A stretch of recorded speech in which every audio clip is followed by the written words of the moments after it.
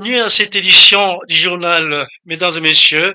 En politique, 12 candidats en lice présentant à ces jours pour le poste du président de l'Assemblée nationale, dont l'actuel deuxième vice-président, Christophe Mbosso Nkodia-Pwanga, et le ministre sortant de l'Industrie, Aimé Boji. Regardez.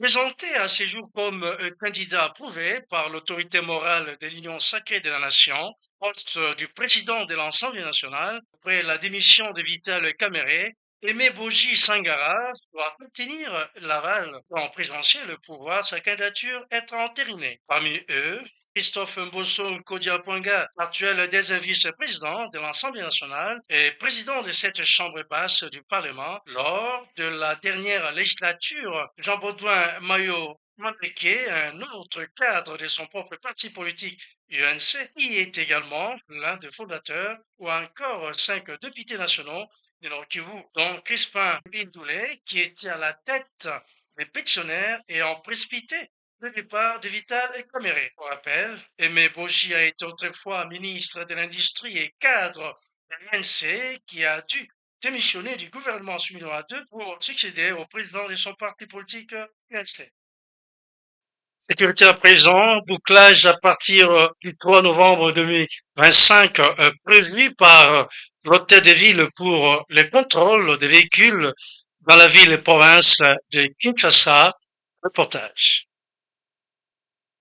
L'hôtel de ville prévoit un bouclement général à partir du 30 novembre 2025 pour le contrôle technique de véhicules dans la province de Kinshasa. C'est ce qui indique un communiqué signé le mardi 21 octobre par Joseph Kazinzi Mafolo, directeur général de la régie de fourrière et des contrôles techniques de véhicules de Kinshasa. Un bouclage général sera effectué à partir du 3 novembre 2025 sur toute l'étendue de la ville de Kinshasa, sans exception. Annonçant, selon l'hôtel de ville, ce contrôle à caractère obligatoire, les responsables des entreprises publiques ainsi que privées devraient soumettre leurs véhicules avant le début de l'opération.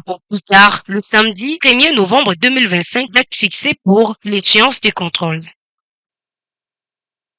Transport à présent, appel international par les gouvernements suminoisiens pour la construction d'une usine d'assemblage des trains et locomotives.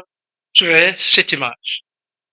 Le gouvernement de la République démocratique du Congo, à travers le ministère des Transports, voies des Communications et des Désenclavements, dirigé par le vice-premier ministre Jean-Pierre Bemba Gombo, a lancé un appel à manifestation d'intérêt international, en sigle, pour la construction d'une usine d'assemblage et de montage de trains, locomotives et wagons sur le sol congolais. Cette initiative d'envergure inscrite dans les cadres de la stratégie nationale de relance et de modernisation du secteur ferroviaire vise à doter le pays d'une usine d'assemblage moderne capable de répondre aux besoins nationaux et régionaux en réduisant la dépendance vis-à-vis des importations. De suite ont été identifiés et pour acquérir cette infrastructure stratégique à noter Matadi dans la province du Congo central et Kalemi dans la province de Tanganyika. Ceci pour la relance de la Société nationale de chemin de fer du Congo, SNCC en sigle, et de l'ONATRA en soutenant les corridors ferroviaires stratégiques que Lobito, Kinshasa, Matadi et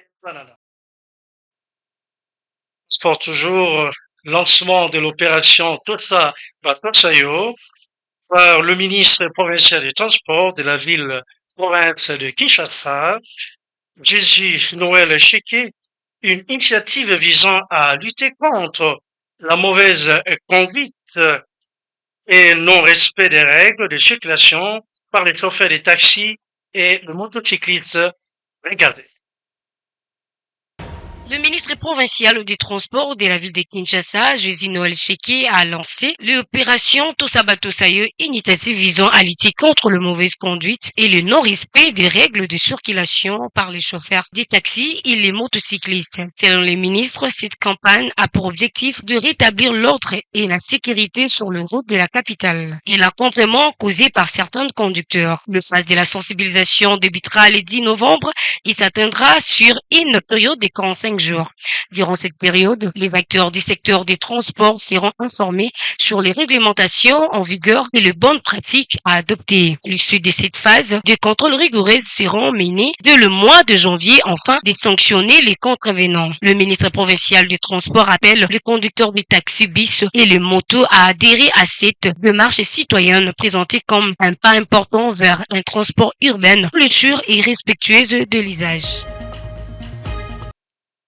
Bien, ça n'est fini pour aujourd'hui, mesdames et messieurs. Merci de nous avoir suivis. Restez donc branchés sur notre chaîne Innove Politique Télévision. Au revoir, à la prochaine.